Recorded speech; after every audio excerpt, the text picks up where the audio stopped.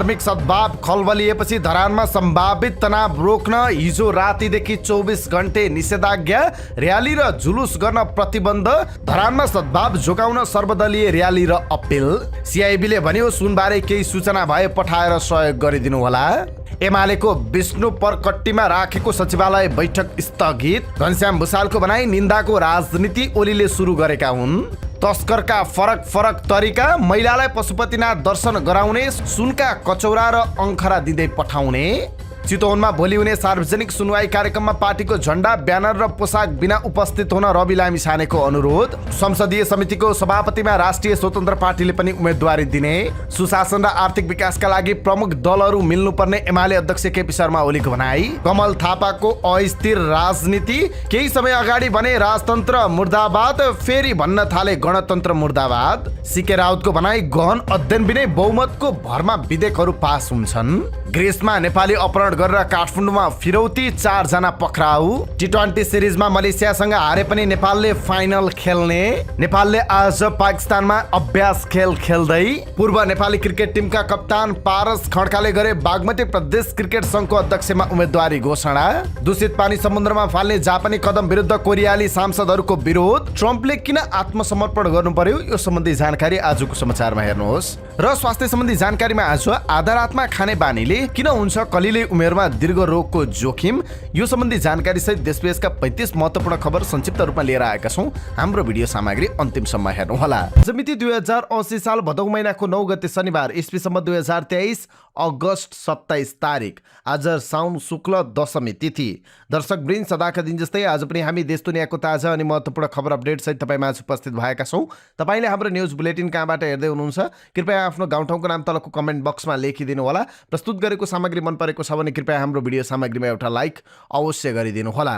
आजको समाचार सुरुवात गरौं धरानमा निषेधाज्ञा जारी गरिएको सम्बन्धी प्रसङ्गबाट। धरानमा पछिल्लो समय जातीय र धार्मिक तनाव बढिरहेका बेला सम्भावित हिंसा रोक्न स्थानीय प्रशासनले 24 घण्टे निषेधाज्ञा जारी गरेको छ।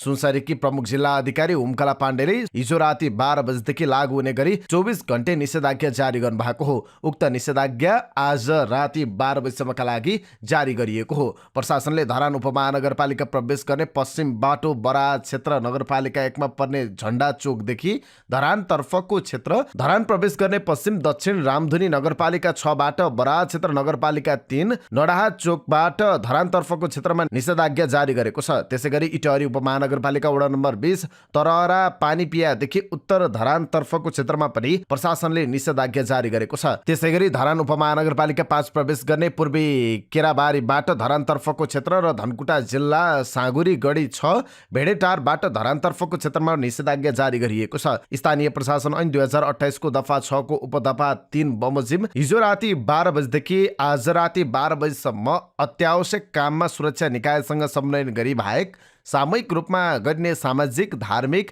राजनीतिक सभा, र्याली, भेला गर्न रोक लगाइएको छ। प्रशासनले प्रदर्शन लगायत कुनै पनि कार्यक्रम नगराउन धरान उपमहानगरपालिका क्षेत्रभित्रका सबै सरकारवालालाई आग्रह गरेको छ। उक्त आदेश विपरीत भए गरेको पाइए वा अटेर गरेको पाइएमा स्थानीय प्रशासन ऐन 2028 अनुसार कारबाही गर्ने पनि प्रज्य पाण्डेले बताउनु भएको छ।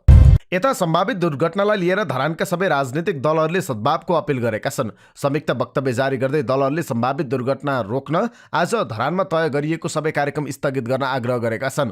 परिस्थितिको गम्भीरतालाई मनन गर्दै सामाजिक सञ्जाल लगायतबाट सामाजिक सद्भाव खलबलिने सामग्रीहरू पोस्ट, शेयर तथा कमेन्ट नगरिदिन सबैमा अपिल गर्दछौँ, वक्तव्यमा भनिएको छ।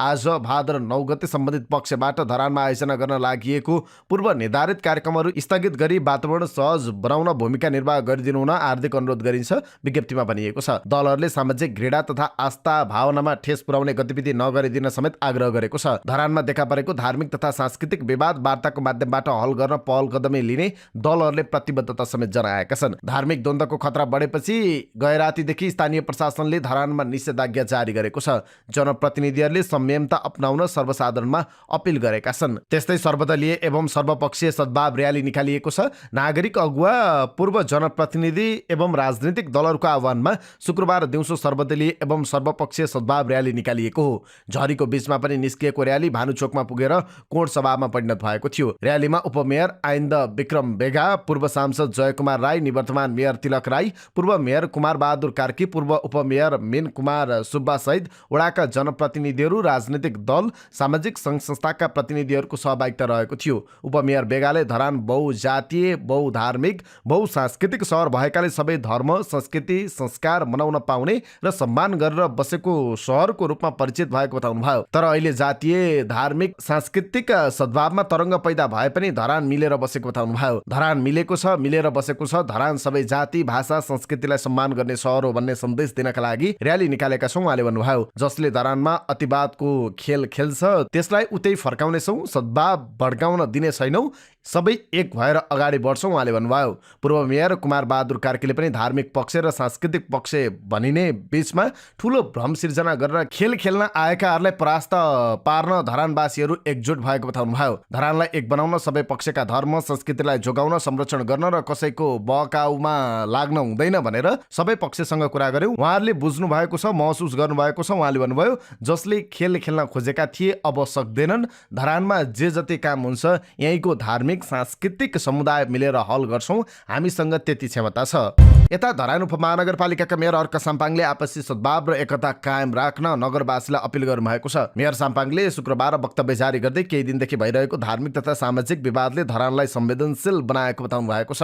उहाँले अगाडि भन्नुभएको छ, सबैले संयमित र संवेदनशील भएर सबै पक्ष, समुदाय र हरेक नागरिकको भावना प्रतिबिम्बित हुने गरी आपसी सद्भाव, भाइचारा र एकता कायम गर्न सम्पूर्ण आम धरानवासीलाई हार्दिक अपील गर्दछु। यसअघि बिहिबार पूर्व मेयरहरूले पनि वक्तव्य जारी गर्दै सद्भाव कायम राख्न आग्रह गर्नुभएको थियो।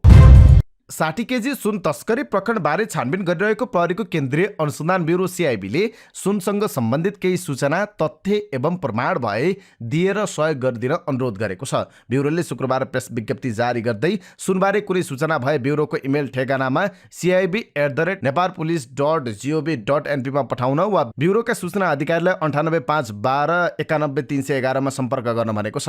सुन तस्करीबारे आफूहरूसँग सूचना रहेको र आवश्यक परे दिने भन्दै सांसद रवि लामिछाने लगायतले सार्वजनिक रूपमा बताइरहेका बेला CIBले कुनै सूचना भए सम्प्रेषण गरिदिन अनुरोध गरेको छ। 1 महिना अगाडि भन्सार छली ल्याएको सुनको सूक्ष्म रूपमा ब्युरोले अनुसन्धान गरिरहेको बेहोरा सर्वविदितै छ। CIBका सूचना अधिकारी नवराज अधिकारीले जारी गरेको विज्ञप्तिमा भनिएको छ। यसभन्दा अगाडि विभिन्न मितिमा भएका सुन तस्करीका सम्बन्धमा समेत ब्युरोबाट अनुसन्धान भइरहेको छ विज्ञप्तिमा भनिएको छ। त्यसबारे कुनै महत्त्वपूर्ण सूचना भए कार्यालयमा प्रत्यक्ष रूपमा आएर समेत उपलब्ध गराउन सकिने भनिएको छ। यसरी प्राप्त भएको जानकारी वा सूचनाको स्रोत गोप्य रहने सबैमा जानकारी गराउँछौँ विज्ञप्तिमा भनिएको छ। आम नागरिकको साथ सहयोग र सहकार्यबाट अपराध अनुसन्धान सत्य तथ्यमा पुग्ने हुँदा त्यसमा सकारात्मक सहयोगको अपेक्षा गरेका छौँ विज्ञप्तिमा भनिएको छ। प्रधानमन्त्री पुष्पकमल दाहाल प्रचण्डले पछिल्लो समय सामाजिक सञ्जालबाट जनयुद्ध र मधेस आन्दोलनलाई बदनाम गर्ने कार्य भइरहेको प्रति दुःख व्यक्त गर्नुभएको छ। समाजवादी मोर्चाद्वारा वीरगन्जमा हिजो आयोजित सन्देश सभालाई सम्बोधन गर्दै उहाँले भन्नुभयो, यति बेला जनयुद्ध र मधेस आन्दोलनमा होमिएका पुराना पार्टी र पुराना नेतालाई लक्षित गरी विभिन्न सामाजिक सञ्जालबाट भ्रामक कुरा प्रचार प्रसार भइरहेको छ। खास गरी क्रान्तिकारी नेता र क्रान्तिकारी पार्टीका विरुद्ध ठूलो प्रपञ्च भइरहेको छ। यो बडो दुःखद कुरा हो र यसलाई हामीले गम्भीर रूपमा लिएका छौँ, प्रधानमन्त्री दाहालको भनाइ थियो। प्रतिगामी शक्तिका विरुद्ध र जनतालाई समाजवादको यात्रामा डोराउन समाजवादी मोर्चा बनाएको उल्लेख गर्दै उहाँले पुराना एजेन्डा र पुराना विचारले प्रतिगामी शक्तिसँग लड्न नसक्ने भएकाले नयाँ सोच, नयाँ विचार र नयाँ एजेन्डाका साथ अगाडि बढेको स्पष्ट पार्नुभयो। सरकार सुशासन, समाजवाद र समृद्धिको यात्रामा अगाडि बढेको छ। प्रधानमन्त्री दाहालले भन्नुभयो, सुशासन, समाजवाद र समृद्धिको यात्रामा सरकार अगाडि बढिसकेको छ। अब यसबाट सरकार पछि हट्दैन उहाँले सम्बोधनका क्रममा भन्नुभयो। भौतिक पूर्वाधार तथा यातायात मन्त्री प्रकाश ज्वालाले ललिता निवास जग्गा प्रकरणमा पार्टी अध्यक्ष माधव कुमार नेपाललाई फसाउने षड्यन्त्र भएको बताउनु भएको छ। शुक्रबार काठमाडौँमा आयोजित एक कार्यक्रमलाई सम्बोधन गर्दै उहाँले यस्तो बताउनु भएको हो। उहाँले माधव नेपालले भ्रष्टाचार गर्यो भनेर संसारमा कसैले पनि नपत्याउने दाबी गर्नुभयो। उहाँले भन्नुभयो, ललिता निवास जग्गा प्रकरणमा हाम्रो पार्टीका अध्यक्षलाई फसाउने प्रयास भएको छ। माधव नेपालले भ्रष्टाचार गर्यो भनेर यो दुनियाँमा कसैले पत्याउँछ उहाँले प्रश्न गर्नुभयो। समकालीन नेताहरूमध्ये सबैभन्दा स्वच्छ छविको नेता नेपाल नै रहेको समेत उहाँले दाबी गर्नुभयो। मन्त्री ज्वालाले भ्रष्टाचारको सवालमा राष्ट्रको ढुकुटीमाथि कोल्टे नजर लगाउने हिसाबले माधव नेपाललाई कसैले प्रश्न उठाउन नसक्ने बताउनुभयो। माधव नेपाल पनि हर हिसाबले पूर्ण नहोलान्, कमी सीमाहरू होलान्, तर भ्रष्टाचारको सवालमा राष्ट्रको ढुकुटीमाथि कोल्टे नजर लगाउने हिसाबले माधव नेपाललाई कसैले प्रश्न उठाउन सक्दैन। नेकपा एमाले आज शनिबार सिराहाको विष्णु परकट्टीमा बोलाएको सचिवालय बैठक स्थगित भएको छ। मदन भण्डारीलाई महासचिव चुन्ने पञ्चायतकालमा भएको 4औं महाधिवेशन आयोजना स्थलमा एमाले सचिवालय बैठक बोलाएको थियो, तर निरन्तरको वर्षा र डुबानका कारण बैठक स्थगित गरिएको एक नेताले जानकारी दिनुभयो। बैठकको अर्को मिति र स्थान तोकिएको छैन। एकीकृत समाजवादीका महासचिव घनश्याम भुसालले निन्दा, भर्त्सना र गाली गलौजको राजनीति केपी शर्मा ओलीले सुरु गरेको बताउनु भएको छ। पार्टी सम्बद्ध विद्यार्थी संगठनको स्थायी कमिटी बैठकलाई सम्बोधन गर्दै महासचिव भुसालले प्रधानमन्त्री मुलुकको सबैभन्दा ठूलो गुरु भएको बताउनु भयो। उहाँले राम्रो वा नराम्रो जे पढाए पनि करोडौंले एकै पटकमा सिक्ने भन्दै भुसालले भन्नुभयो, आज नेपाली राजनीति सामाजिक मिडियामा निन्दा, भर्त्सना, गाली गलौजको डरलाग्दो बाढी आएको छ। यो विकृतिको कारण ओलीजी हो। ओलीजीको व्यक्तिवादी लोक रिज्याएको राजनीति ठक्कर खाएपछि नयाँ पपुलिस्टहरू आएको भुसालले बताउनु भयो। नयाँ राजनीतिक दलहरूतर्फ सङ्केत गर्दै उहाँले भन्नुभयो, तिनीहरूले राजनीतिलाई असाध्यै सस्तो ठानेका छन्। तिनीहरूका कुरा सुन्नुहोस्, भाषा सुन्नुहोस्, राजनीति केही होइन, चुट्कीका भरमा गर्ने हो भनेर सोच्दैछन्। यो फन्टुस नयाँ जेनेरेसन भएकाले नै आफूले ओलीको मानस पुत्र भनेको भुसालको तर्क थियो। एमाले हस्तक्षेप नगर्ने उहाँको दाबी छ। ओलीकै कारण एमाले झन् सङ्कटग्रस्त बस्ने भन्दै उहाँले सुनाउनु भयो, जति सङ्कटग्रस्त बन्छ अझ बढी ओली भक्त चाहिन्छ। जति बढी भक्ति हुन्छ त्यति बढी सङ्कट आउँछ। जति बढी सङ्कट आउँछ त्यति नै बलियो ओलीप्रति समर्पण पूजाले मात्र पुरा गर्छ। सङ्कटमा पर्ने अझ बढी ओलीवादी हुने, सङ्कटमा पर्ने अझ बढी ओलीवादी हुने एमालेको प्रविधि हो। यसबाट एमाले 1, 2, 3 निस्कन सक्दैन, उहाँले अगाडि भन्नुभयो। संविधानलाई कार्यान्वयन गरेर मुलुकलाई निकास दिन कङ्ग्रेसको सिद्धान्तले नदिने उहाँको दाबी थियो। एकीकृत समाजवादीका महासचिव भुसालको भनाइ थियो, यो बेलामा हाम्रो भूराजनीतिक कारणले हाम्रो समाजको विविधताभित्र खेलेर हामीलाई भड्काउने, हामीलाई भाड्ने, भड्काउने, आपसमा जुदाउने शक्तिहरू बिस्तारै सक्रिय हुँदैछन्। सामाजिक सञ्जाल हेर्ने हो भने कता कता धार्मिक वा जातीय विद्वेषका रूपमा देखिन थालेको उहाँले बताउनु भयो। नेपालको विविधता असाध्यै सुन्दर भए पनि गरिबीलाई हस्तक्षेप गर्न नसक्ने हो भने सङ्कट आउन सक्ने भुसालले बताउनु भयो। कङ्गालीको विविधताले डरलाग्दो परिणाम ल्याउन सक्छ। यो गुदामको बारुद जस्तो हुन सक्छ। कुनै पनि बेला राष्ट्रिय जीवन भताभुङ्ग हुने दिशामा जान सक्छ, उहाँले भन्नुभयो। संविधानलाई कार्यान्वयन गर्दै भविष्यतर्फ डोराउने प्रगतिशील शक्ति आवश्यक रहेको समाजवादीका महासचिव भुसालले बताउनु भयो।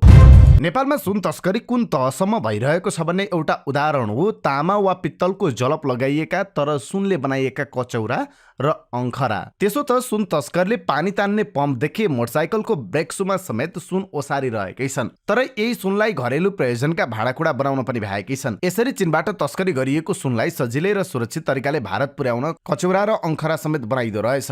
सुन प्रकरणको अनुसन्धान गरिरहेको नेपाल प्रहरीको केन्द्रीय अनुसन्धान ब्युरोले यस्तो तथ्य फेला पारेको छ, तर यससँग जोडिएका धेरै तथ्यसम्म भने अनुसन्धान अधिकृतहरू पुग्न सकेका छैनन्। स्रोतका अनुसार सुन लैजान भारतीय नागरिकलाई ठमेलको एक होटलमा राख्ने, खास गरी महिलालाई पशुपतिनाथको दर्शन गराउने, यताबाट जाँदा एक एकवटा कचौरा र अङ्खरा दिएर पठाउने गरेको पाइएको छ। त्यस्ता अङ्खरा र कचौराको भित्रपट्टि सुन राखेर बाहिर तामा र पित्तलको जलप हुने गरेकाले यसबारे कसैलाई शङ्का नहुने बताइएको छ। स्रोतका अनुसार नेपालकै कारखानामा तयार पारेर त्यस्ता सामान भारततर्फ लैजाने गरिएको छ। सिआइबीको अनुसन्धानबाट चिनिया गिरोहले नेपाल ल्याएको तस्करीको सुन भारतबाट दर्जनौं मानिस आएर लिएर जाने गरेको खुलेको छ। उनीहरूले सुन गालेर घरमा उपयोगी हुने विभिन्न सामान बनाएर भारत लैजाने गरेको पाइएको छ। सिआइबीले अनुसन्धान गरिरहे पनि अन्तर्देशीय अपराध समेत भएकाले विशेष ब्युरोले पनि यसलाई नजिकबाट हेरिरहेको छ। ब्युरोका एक अधिकृतले दिएको जानकारी अनुसार नेपालमा सुन गालेर भारत लैजाने कार्यमा धेरैजसो महिला प्रयोग भएको र ती महिलाले घरायसी सामानका रूपमा सुन लिएर जाने गरेका थिए। सिआइबीले सुन तस्करीबारे एसपी सञ्जय थापाको नेतृत्वमा अनुसन्धान गरिरहेको छ। त्यसको अनुगमन डिआइजी यज्ञ विनोद पोखरेलले गरिरहनु भएको छ। छुट्टै कार्यालय खोलेर अनुसन्धान गरिरहेको सिआइबीले अझै दक्ष जनशक्ति आवश्यक रहेको भन्दै केही प्रहरी अधिकारीलाई सिआइबीमा ल्याउन खोजेको छ। यी घटनाक्रम हेर्दा अन्तर्देशीय सुन तस्करी दशकौंदेखि चलिरहेको अवैध धन्दा हो। यसमा शक्तिशाली र पहुँचवालाको संलग्नता छ र अहिलेसम्म यसको जरोमा पुग्ने गरी अनुसन्धान भएको छैन। तस्करीको माथिल्लो तहहरू कहिल्यै पक्राउ परेका छैनन्। यो अनुसन्धान निकाय र तिनका अधिकारीलाई चुनौती बन्दै गएको छ। राष्ट्रिय स्वतन्त्र पार्टीका सभापति रवि लामिछानेले पार्टीको झण्डा, ब्यानर र पोसाक बिना सार्वजनिक सुनवाईमा उपस्थित हुन आग्रह गर्नुभएको छ। भोलि चितवनमा हुन लागेको प्रथम सार्वजनिक सुनवाई कार्यक्रममा पार्टीको झण्डा, ब्यानर र पोसाक बिना उपस्थित हुन आग्रह गर्नुभएको छ। हामीले उद्घोष गरे अनुसार यही भाद्र 10 गते चितवनमा प्रथम सार्वजनिक सुनवाई हुन गइरहेको छ। जनप्रतिनिधि जनताप्रति प्रत्यक्ष रूपमा जवाबदेही हुनुपर्छ भन्ने मान्यताका साथ सुरु हुन गइरहेको यस कार्यक्रममा सम्पूर्ण चितवनवासीले आफ्ना समस्या, गुनासो र सुझावहरू लिएर आइदिनु होला, उहाँले भन्नुभएको छ। यो कार्यक्रम जनसरकारको विषयमा गरिएको र यसमा राज्य र समाजका सबै सरकारवाला पक्षहरूको प्रतिनिधित्व हुने भएकाले कार्यक्रममा पार्टीको झण्डा, ब्यानर, लोगो वा पोसाक नलगाइदिनु हुन अनुरोध छ, उहाँले भन्नुभएको छ। उपप्रधान एवं रक्षा मन्त्री पूर्णबहादुर खड्काले देशमा केही समय यता विभिन्न नाम र बाहनामा सामाजिक सद्भाव खलबलाउने गलत प्रवृत्ति देखा परेको भन्दै यस्तो प्रवृत्तिबाट सबै नेपाली सचेत रहनुपर्ने बताउनुभयो। चाँगो नारायण नगरपालिका वडा नम्बर 5 को नवनिर्मित वडा कार्यालय भवन र स्वास्थ्य चौकी भवनको शुक्रबार उद्घाटन गर्दै उहाँले देशमा कुनै पनि बाहनामा साम्प्रदायिक द्वन्द्व भड्काउन खोज्ने तत्त्वप्रति आम नागरिक, तिनै तहका सरकार र सबै राजनीतिक शक्तिहरू समेत सचेत रहनुपर्ने बताउनुभयो। सदियौंदेखि देशमा विभिन्न भूगोल, ठाउँ र समाजमा मिश्रित रूपमा धेरै जात जाति, भाषाभाषी, वर्ग, धर्म, सांस्कृतिक परम्परा सबै एकतामा बाँधिँदै आएको भन्दै उहाँले एकता खलबलाउने, समाज भाड्ने काम कैं कतैबाट हुन नहुनेमा जोड दिनुभयो। राष्ट्रिय स्वतन्त्र पार्टीले भदौ 11 गतेका लागि तय भएको संसदीय समितिको सभापतिको चुनावमा उम्मेदवारी दिने भएको छ। शुक्रबार बसेको संसदीय दलको बैठकले उम्मेदवारी दिने निर्णय गर्दै आजको मितिबाट त्यसका लागि गृह कार्य थाल्ने निर्णय भएको उपसभापति डोलप्रसाद अर्यालले जानकारी दिनुभयो।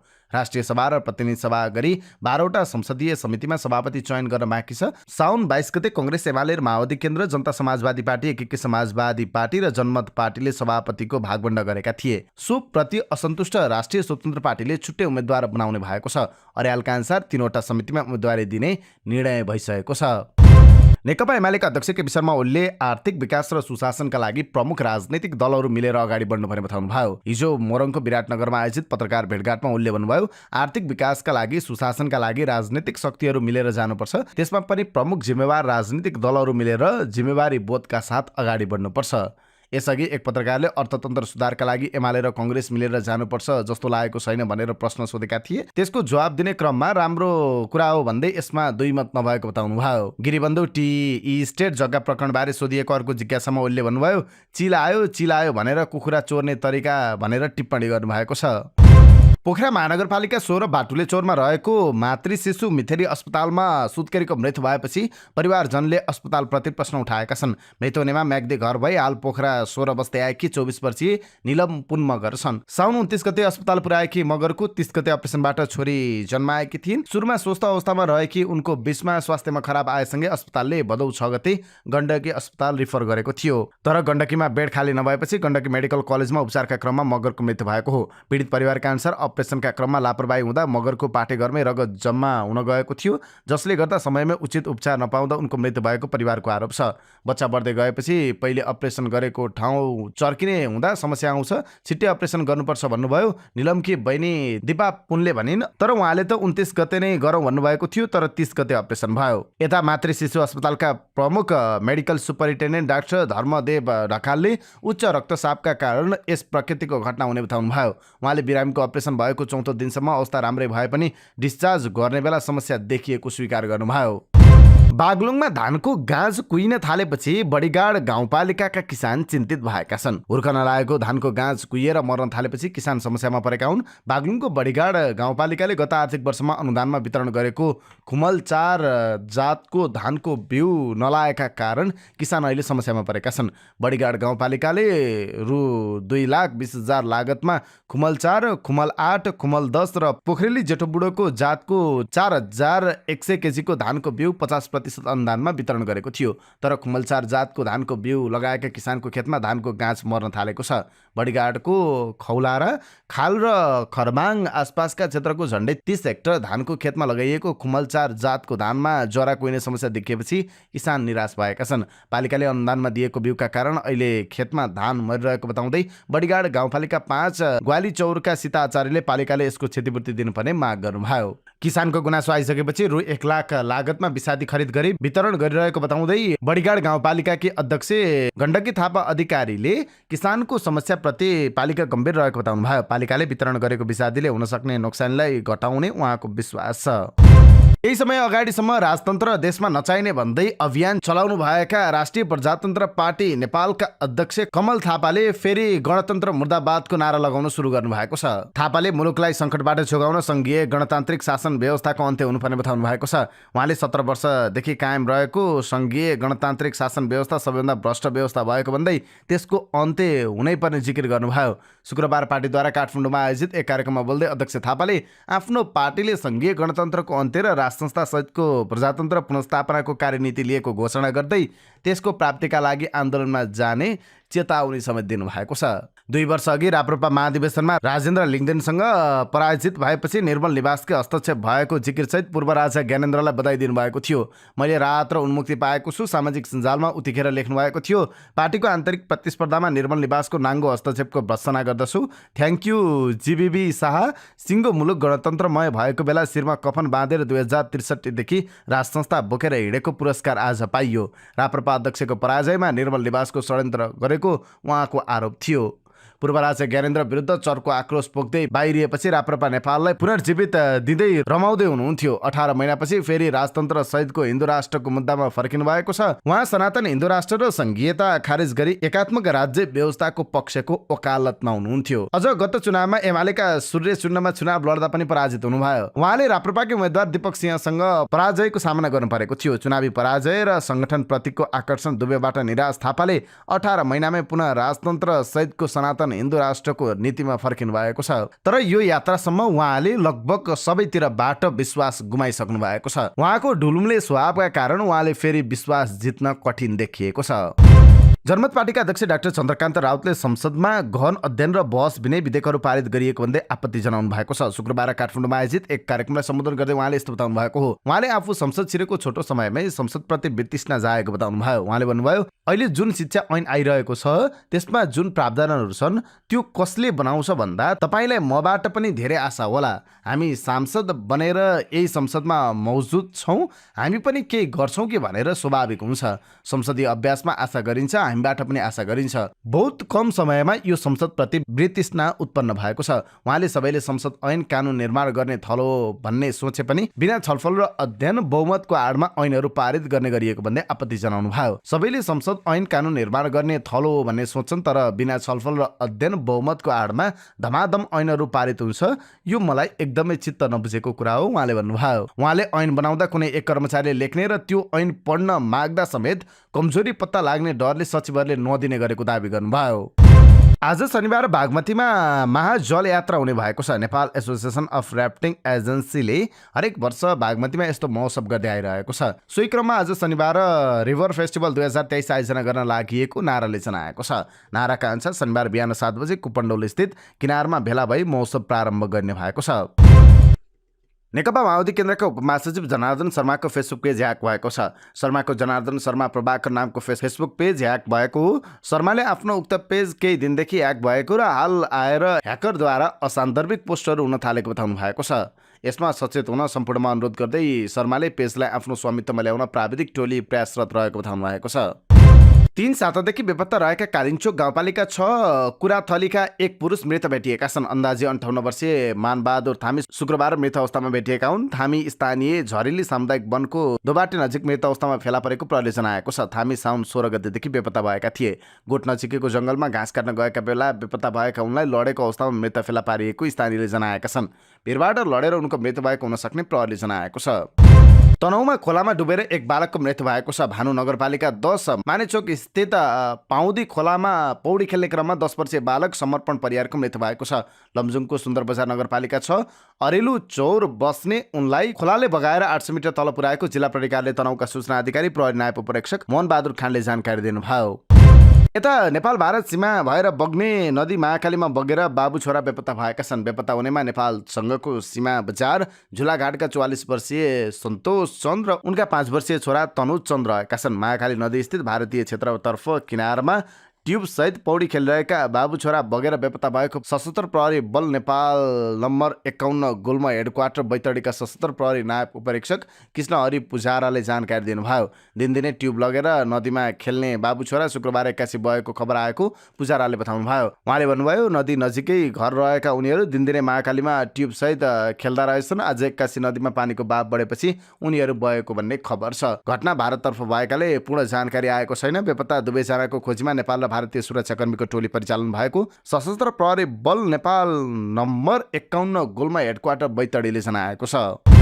स्वास्थ्य तथा जनसङ्ख्या मन्त्रालयले काज फिर्ता गरिएका कर्मचारीको विवरण माग गरेको छ। मन्त्रालयले 7 प्रदेश, सबै स्थानीय तह र स्वास्थ्य मन्त्रालय मातहतका सबै निकायलाई पत्रचार गरी काज फिर्ता गरिएका चिकित्सक तथा स्वास्थ्यकर्मीको विवरण 3 दिनभित्र पठाउन निर्देशन दिएको छ। गत असार 17 गते मन्त्रीस्तरीय निर्णय गरी काजमा खटाइएका दरबन्दी भएकै स्थानमा फिर्ता गर्न मन्त्रालयले निर्देशन दिएको थियो। तर राजनीतिक पहुँच र स्वास्थ्य सम्बन्धी ट्रेड युनियनको भनसुनका भरमा स्वास्थ्यका कर्मचारी अझै काजमा बस्दै आएका छन्। स्वास्थ्य मन्त्रालयको तथ्याङ्क अनुसार 2075 सालदेखि असारसम्म 891 कर्मचारी काजमा सहर केन्द्रित पालिकामा कार्यरत थिए। उनीहरूको दरबन्दी भने दुर्गम क्षेत्रमा थियो। राजनीतिक पहुँचको भरमा स्वास्थ्यका कर्मचारी दरबन्दी भएको दुर्गम क्षेत्रको साटो काज लिएर सहर केन्द्रित गाउँपालिका, नगरपालिका तथा महानगरपालिकामा गएका छन्। तर मन्त्रालयको गत 17 को परिपत्रले कति स्वास्थ्यका कर्मचारी आफ्नै दरबन्दी भएको स्थानमा फर्किएका छन् भन्ने अझै यकिन भएको छैन।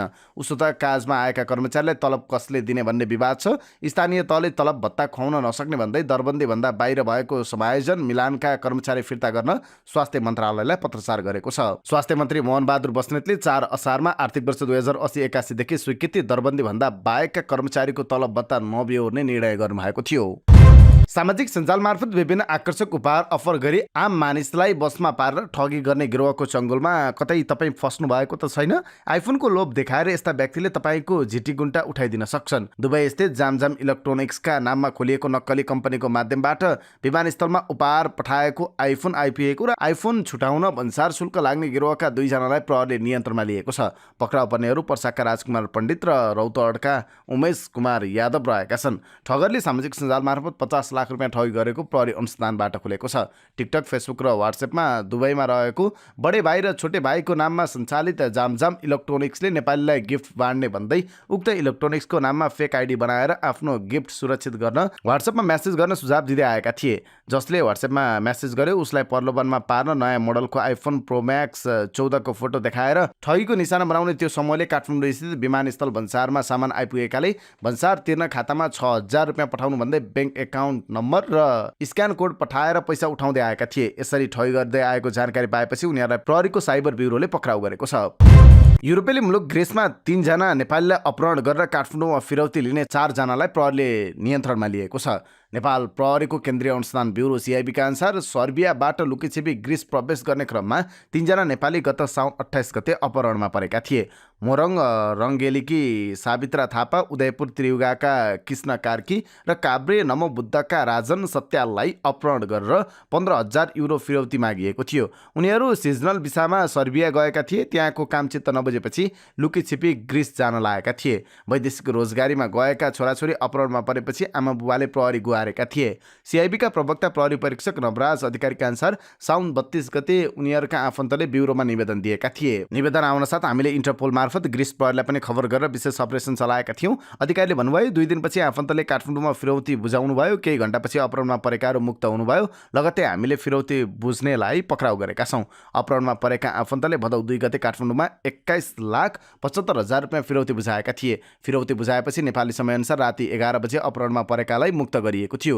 युरोपमा नेपाली अपहरण गर्ने र काठमाडौँमा फिरौती लिएको घटना नौलो प्रकृतिको भएको एसपी अधिकारीले बताउनुभयो। यसमा गिरोहको नै संलग्नता छ कि के छ भन्ने हामी विस्तृत अध्ययन गरिरहेका छौँ उहाँले भन्नुभयो। उहाँका अनुसार सर्बियाबाट ग्रिस जाने बेलामा ती 3 जना नेपालीलाई हिन्दी बोल्ने पाकिस्तानीहरूले अपहरण गरेको देखिएको छ। ग्रिसमा अपहरण गरिएको भए पनि फिरौती माग्नेहरू भने नेपाली हुन् र उनीहरूले दुबईबाट परिवारसँग सम्पर्क गरेर फिरौती मागेका थिए। यसरी फिरौती माग्ने काममा दुबई बस्ने पर्वतका दिलबहादुर थापा र कपिल वस्तुका प्रकाश बेलबासे संलग्न रहेको देखिएको छ। उनीहरूले काठमाडौँमा धनकुटाका शिवराज कुँवर र तारकेश्वरका रामेश्वर अर्याललाई फिरौती रकम लिन लगाएका थिए। भदौ 2 गते गौरीघाटमा फिरौती रकम लिएका कुँवरलाई प्रहरीले त्यही दिन पक्राउ गरेको थियो। अर्याललाई 3 गते तारकेश्वरबाट, बेलबासे र थापालाई भदौ 7 गते त्रिभुवन विमानस्थलबाट पक्राउ गरिएको सिआइबीले जनाएको छ। नेपाल फार्मेसी परिषदको 23औं नाम दर्ता अर्थात् लाइसेन्स परीक्षा आगामी भदौ अन्तिम साता हुने भएको छ। परिषदको 14 साउनमा बसेको बैठकको निर्णय अनुसार फार्मासिस्टको परीक्षा आगामी 23 भदौमा र फार्मेसी सहायकको परीक्षा 30 भदौमा हुने भएको छ। कैलालीको धनगढीमा दार्चुलाकी युवती मृत फेला परेकी छन्। धनगढी उपमहानगरपालिका 3 चटकपुर बस्दै आएकी दार्चुलाकी 22 वर्षीय राजेश्वरी डडाल झुन्डिएको अवस्थामा मृत भेटिएकी हुन्। दार्चुलाको मारमा गाउँपालिका 6 घर भएकी मृतक डडाल धनगढीको दिपेन्द्र प्रहरी स्कुलमा शिक्षण गर्थिन्। प्रहरीका अनुसार चटकपुरमा आफन्तको घरमा बस्ने डडाल नजिकै रुखमा झुन्डिएको अवस्थामा भेटिएकी छन्। यो घटनामा दार्चुलाकै मारमाकै 25 वर्षीय जगदीश कटोरी पक्राउ परेका छन्। आत्महत्या दुरुसान मुद्दामा पीडित परिवारले किटानी जारी दिएपछि अनुसन्धानका लागि कोटारीलाई नियन्त्रणमा लिएको जिल्ला प्रहरी कार्यालयका प्रहरी निरीक्षक सन्तोष बस्यालले जानकारी दिनुभयो। उनीहरूबीच प्रेम सम्बन्ध रहेको बुझिएको छ र आरोपी राजेन्द्र विवाहित रहेका थिए। परिवारका अनुसार युवतीलाई उनले विवाह गर्ने आश्वासन दिएका थिए। उनी मारमा स्थित लाटीनाथ क्याम्पसका सोभियु सभापति हुन्। प्रहरीका अनुसार कोटारी र मृतक डडाल प्रेम सम्बन्धमा रहेको खुलेको छ। कोटारी विवाहित हुन्। लामो समयदेखि युवतीलाई यातना दिँदै आएको र आत्महत्या गर्न बाध्य पारेको भन्दै पीडित परिवारका सदस्यले कोटारी विरुद्ध किटानी जारी दिएका छन्। यता युवतीको सुसाइड नोट पनि सार्वजनिक भइसकेको छ। सोनापुर मिनरल्स एन्ड आइल्स लिमिटेडले दाङ र रोल्पाका स्थानीयका लागि 15 दिन आइपिओको म्याद थप गरेको छ। उद्योग प्रभावित क्षेत्रका 2 जिल्लाका सर्वसाधारणले बढीभन्दा बढी लाभ लिन सकुन् भन्ने उद्देश्यले उनीहरूका लागि मात्रै भनेर 15 दिन म्याद थपिएको प्रणालीका महाप्रबन्धक हरि पाठकले जानकारी दिनुभयो। सोनापुर सिमेन्ट उद्योगले साउन 29 गतेदेखि आइपिओ निष्कासन गरेको थियो, जसमा भदौ 11 गतेसम्म 2 जिल्लाका स्थानीयको लागि आइपिओ भर्न पाउने सीमा तोकिएको थियो। सोचे अनुरूप निवेदन नपरेपछि फेरि उद्योगले 2 जिल्लाका स्थानीयका लागि भनेर 15 दिन म्याद थप गरेको छ। 4 देश सम्मेलित टी20 सिरिजमा नेपाली महिला क्रिकेट टिम समूह चरणको आफ्नो अन्तिम खेलमा पराजित भएको छ। पराजय भए पनि नेपाल फाइनलमा पुग्न सफल भयो। दुई खेलमा जित निकालेका नेपाल, हङकङ र मलेसियाको समान 4 अङ्क हुँदा रन रेटमा अगाडि रहेका कारण नेपाल र हङकङ फाइनलमा पुगेका छन्। आज फाइनल हुनेछ। नेपाललाई शुक्रबार घरेलु टिम मलेसियाले डकलुइस म्याथडमा 6 विकेटले पराजित गरेको थियो।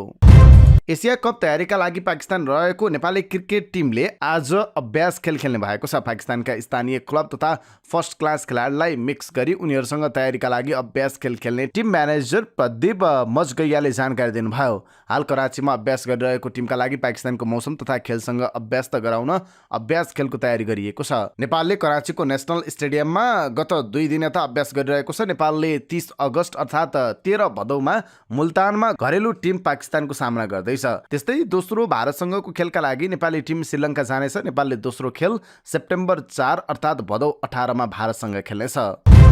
नेपाली राष्ट्रिय क्रिकेट टिमका पूर्व कप्तान पारस खड्का प्रादेशिक क्रिकेट संघ बागमती प्रदेशको अध्यक्ष पदको चुनावमा उठ्नुहुने भएको छ। शुक्रबार काठमाडौँ, भक्तपुर, ललितपुर र मकवानपुर जिल्लाको संयुक्त रूपमा पत्रकार सम्मेलन गर्दै चुनावमा उठ्ने प्यानलको घोषणा गर्नुभएको छ। आगामी 15 गते हुने बागमती प्रदेशको दोस्रो अधिवेशनमा अध्यक्षका लागि पारस खड्का, उपाध्यक्षमा मकवानपुर जिल्ला, सचिवमा ललितपुर र कोषाध्यक्षमा भक्तपुर जिल्ला रहने र 9 सदस्य पदमा आपसी समझदारीमा उम्मेदवारी दिने घोषणा गर्नुभएको छ। यसअघि भएको काठमाडौँ जिल्लाको सदस्यमा आएपछि पारसका लागि प्रदेश र केन्द्रको कुनै पनि पदमा लड्न बाटो खुलेको हो। क्यानको विधान अनुसार कुनै पनि पदाधिकारी केन्द्रमा चुनाव लड्न जिल्लाबाट प्रतिनिधित्व गर्दै आउनुपर्ने हुन्छ। बागमती प्रदेशमा काठमाडौँ, भक्तपुर, ललितपुर, चितवन, मकवानपुर र नुवाकोट गरी 6 जिल्ला छन्। बागमतीको चुनावमा हरेक जिल्लाबाट 4 जना प्रतिनिधिले प्रदेशको चुनावमा भोट हाल्न पाउँछन्। 4 जिल्ला पारसको समर्थनमा छन्। बाँकी चितवन र नुवाकोटसँग पनि समन्वयनको प्रयास भए पनि सकारात्मक प्रतिक्रिया नआएपछि 4 जिल्लाको समर्थनमा घोषणा गरेको पारस खड्काले बताउनुभयो। अहिले चुनावका लागि चाहिने 19 मध्ये 22-23 बहुमत भोट रहेकाले चुनाव जित्नेमा ढुक्क छु। उहाँले भन्नुभयो, मैले सन्यास खेलाडीको रूपमा लिएको थिएँ। मैले त्यति बेला नै भनेको थिएँ म कुनै भूमिकामा आउनेछु। बागमती प्रदेशको वर्तमान 13 सदस्यीय कार्य समितिसँग पनि मताधिकार हुनेछ। जिल्लाबाट आउने कुल 24 र वर्तमान प्रदेश कार्य समितिको 13 गरी कुल 37 भोट हुनेछ। नेपाली क्रिकेटलाई अगाडि लैजान बाँकी 2 जिल्लालाई पनि मिलेर अगाडि बढ्न आग्रह गर्छु, उहाँले उम्मेदवारी घोषणा गर्दै भन्नुभयो। अब कि अन्तर्राष्ट्रिय प्रसङ्ग संक्षिप्त रूपमा। दक्षिण कोरियाको मुख्य विपक्षी डेमोक्रेटिक पार्टीका सदस्यहरूले जापानको फुकुशिमा दाइची परमाणु ऊर्जा संयन्त्रको परमाणु विकिरणबाट उत्पन्न दूषित जल प्रशान्त महासागरमा फालेको बारे विरोध जनाउँदै मार्च पास गरेका छन्।